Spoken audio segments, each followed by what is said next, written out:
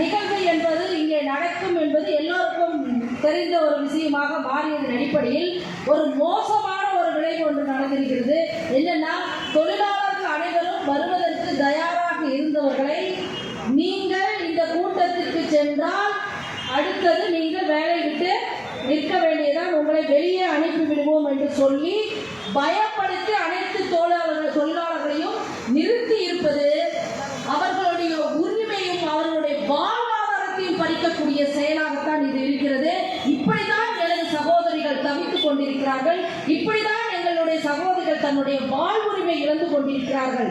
இது போன்ற ஒரு மோசமான ஒரு நிலையை நாங்கள் இதுவரைக்குமே பார்த்தது கிடையாது.